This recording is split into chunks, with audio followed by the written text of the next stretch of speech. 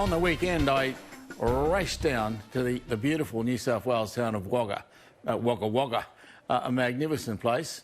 You're allowed to say Wagga, but you can't say Woy for Woy. Now, that's an interesting one. I don't know why that is, but you can't say Woy.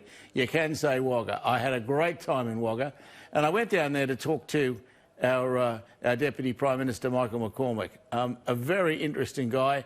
And I have to say, if you don't like the guy after this piece, there's something seriously wrong with you. Here it is. Well, Michael and Catherine McCormack, welcome to the program. Welcome to our home. Welcome home. Indeed, I haven't been to Wagga for many, many years. It's not a bad little spot, is it? It's fantastic. A prosperous town. Yeah. It is. It's home for us. It's where we were both born, and we love living here. So you've both been here all your lives? All our lives, born in the same hospital. Our 3 children were born at the same hospital, so we're very much Wagga people. Catherine, now tell me, what's it like being married to this fella?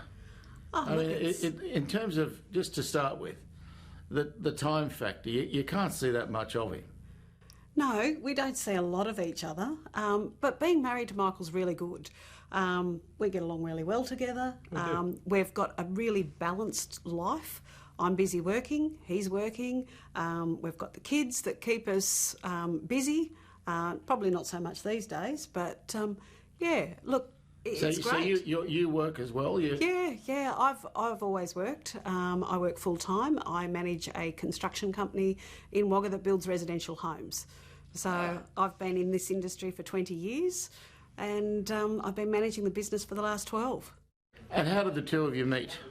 Oh, Graham, we met in 1982. Actually, it was 1980. Yeah, it was 1982. Mm-hmm. It was Christmas 1982 at my grandmother's house. We started going out in 83 in we January. Did, 22nd. Didn't take long after Christmas. No, well, Michael, well, there's a story behind all of that. I took her out to a nice restaurant, and then I said to her, she said, "Oh, look, the night's only young. Where would you like to go now?" And I said, "Well, let's go to the Wagga Wagga Trots." She said, "I haven't been to the Trots for, you take up the story." Yes, haven't been to the Trots ever. Not my scene, really. But I did quite well at the Trots, really, sort of in terms of picking horses by the colour of their silks and things like that. Nothing to do with the form of them. But as we walked into that meeting... But yes, as we walked in, we're walking along. Next thing you know, Michael pulls out of the back of his pants a notebook. I said, "What are you doing?" He says, "Oh, didn't I tell you? I'm here to work." And it's like, right, okay, so take me out for dinner, but then take me to work. And you know what? That set the scene for the rest of our lives. We have always... for, didn't you? No, I've been to the football. I've taken stats at the football as part of a date. Now, you had to show a girl a good time. When he was at the newspaper, everything was around work, so therefore I would come along and our dates would be going to certain functions around the community. And now here we are in politics and the same sort of thing applies. So it's good though. I'll keep you for a bit longer. The rapport between you two is remarkable. Oh, that's good. It really is. It's a very special thing to see. The best thing we've done are our 3 children. Can he dance? No. No. 2 left feet. No, I'm a bit the same. Yeah. Can he cook? No. No. No. You're asking all the wrong questions now. No, he can boil rice. After he looked it up on the internet. She's giving away all the secrets.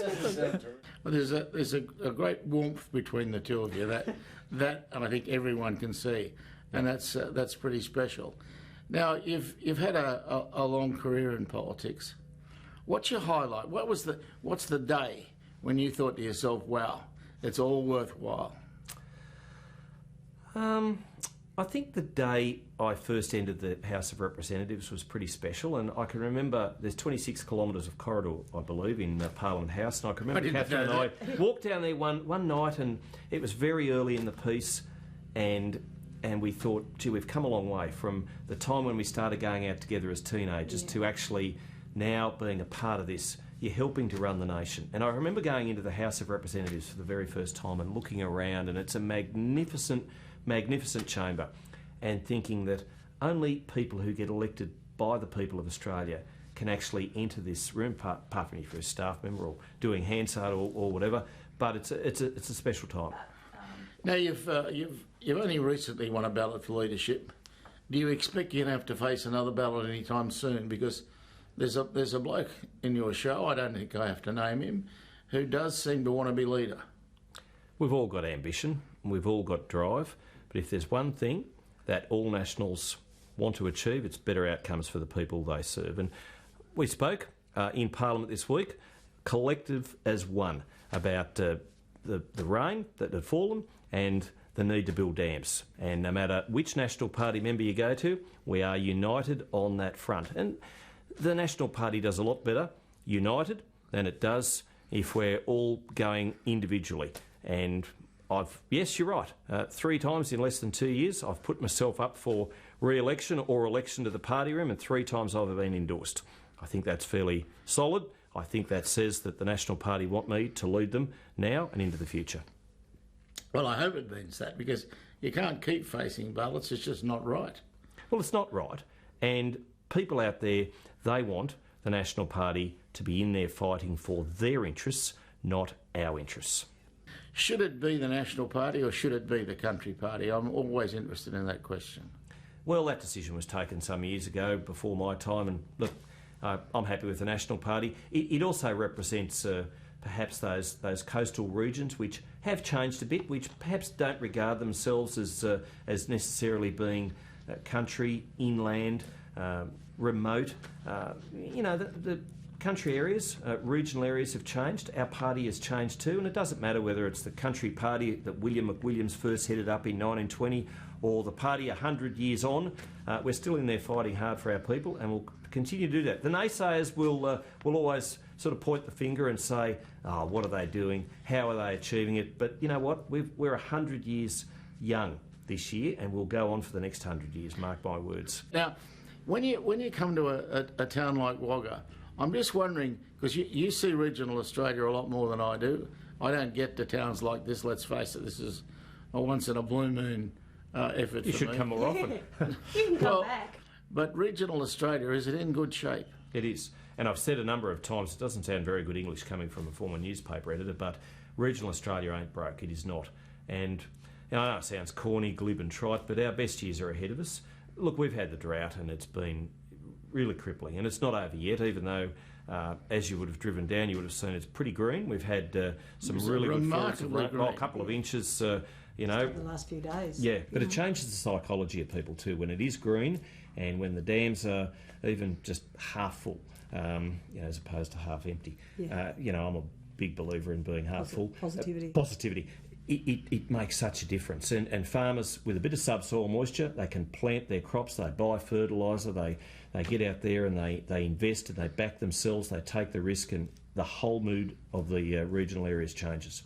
Why can't we build dams? We are building dams. In fact, in a few weeks I'm going to open Scottsdale in northeast Tasmania, and I cannot wait, because that dam started in late 2018 and it's going to finish in early 2020. So it started in the time I've been in this role and it's going to finish in the time I've been in this role. And I think that'll be a catalyst for change too, along with Emu Swamp Dam near Stanthorpe in Queensland.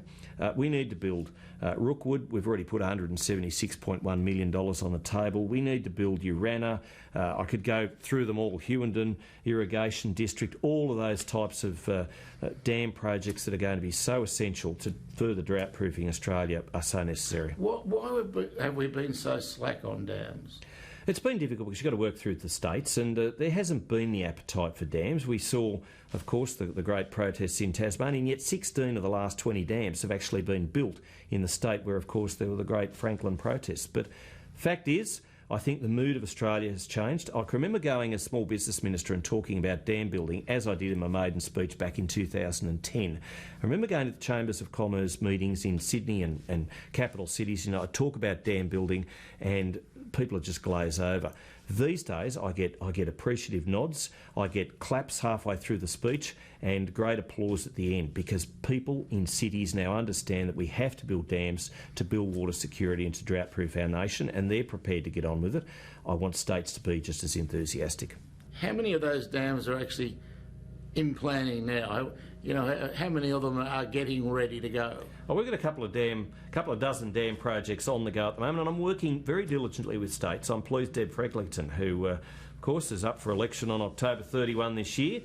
She's got a plan calling it the new Bradfield scheme, and there are elements of what we're doing in Queensland's north and Queensland's central areas which feed into what Bradfield had in mind when he first came up with his idea in 1938. He revised it in 1942. Of course, he wanted to fill Lake Eyre to sort of irrigate and to make rainfall happen over southeast New South Wales and Victoria. Now, that part of it probably isn't going to wash in 2020, but there are elements of what Bradfield proposed back in the 30s and 40s, which Deb Frecklington and her LNP team are looking at doing in conjunction with us. And of course, John Barilaro and Mel Pavey and the team in the New South Wales Nats, we want to do it. There's a woman called Anastasia Palaszczuk who probably ought to get a look in here at some point. And indeed, I've had long and involved conversations with her and Anthony Lynham in the Queensland Labor Party. I mean, I don't care what their political persuasion is. If we can build dams, we have to do it. Not for Liberal National sake, not for Labor's sake, for the sake of the people of Australia, and they're the ones I've always put first and foremost. One of the things that stops these kind of projects going ahead are the endless need for environmental assessments. Sure. And we assess the environmental assessment. After it's been assessed, we'll assess it again and again and again. How do we cut through that? Through the National Water Grid, which I established in October last year. So we get the best available science, people who are either international experts, and we feed into that, but also people like Elizabeth Stott from Whitten, who, local person, understands irrigation, understands the importance of water security. Yes, she understands the need for environmental outcomes too, but just gets it. So from everything from local input to international experts, get them together, make sure that we get the states on board, and we can do this, and we will do this, because we must do this. Well, all I can say is that I am delighted to have been in your home. It's been a pleasure, and it's great to see two people who still, after a few years, get along so well. 33 years of marriage, they've been great. Yeah, we're heading into 34 this year. So, indeed. Yeah. Well, thank you. you. Going to buy me anything for the anniversary? No. I always buy her something, but she says... But not flowers. She says not flowers. The kids say, why don't you buy Dad something for the anniversary? And she says, he gets to live with me for another 12 months. That's great. We get on very well. It works. Thank you very much for your time. Thanks, Graham. No worries.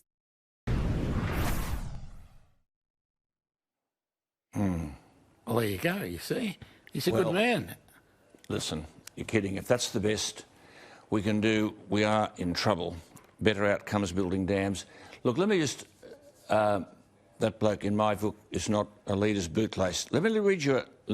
Unfair. See, he talks and says nothing. I mean, building dams, for God's sake. There's not a shovel in the ground everywhere.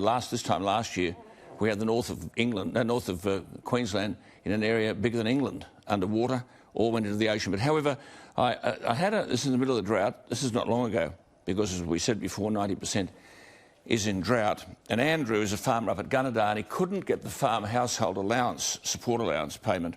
And there's a background to that, and I think the reason he was rejected was quite unfair. But however, forget that, be that as it is. He then said this: there has been no leadership with this drought, bushfires or flooding. He's talking about bush people, and I travel Australia talking to bush people, and they won't wear that bloke, and they can't understand why Canavan and Barnaby Joyce aren't in the ministry. But this fella said this to me. He said, I emailed several pollies, including our local state and federal members, party leaders, agricultural ministers and shadow ministers. I received replies from Bridget McKenzie, even though it was 2 months later, and Joel Fitzgibbon. No others. I've set my email to receive a notice of my email having been read. And I received notifications from all except Michael McCormack saying the email was read, which is OK with me. He said at least they had hopefully read it.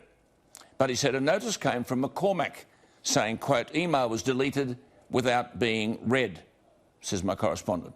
He then goes on, I don't care if he gets 20,000 emails a day. He's paid by us to read emails and do things for us.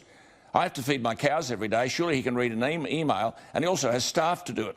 I've always voted National Party, and in the past, some time ago, I've been heavily involved with the party, and I love politics. But I'll never vote National Party again. They're bloody hopeless. And I'll never vote Labor, so that'll quite often leave me voting informal. Thank you for your time. Regards, Andrew.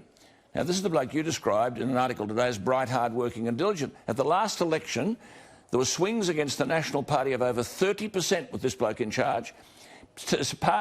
electorates that had never, ever lost the primary vote. Oh, no, but look at Barilaro in New South Wales. You had the shooters come and take seats. I mean, times do change. There's a different thing happening in the bush. The shooters are advancing. They're not retreating. They're going ahead. Well, they won't be going ahead, the shooters, if we had leadership to do something about water. What he said there was just rhetoric, mouthing platitudes. The fellow in the bush, I'm sorry. I mean, I've seen National Party leaders, Sinclair and Anthony, there's people like Nixon and Hunt, they've been outstanding. The bloke doesn't have the gears to do the job. He can't command detail. And if you read some of his emails, he might actually understand the concerns that exist out there. And Scott Morrison won the election by 2 seats.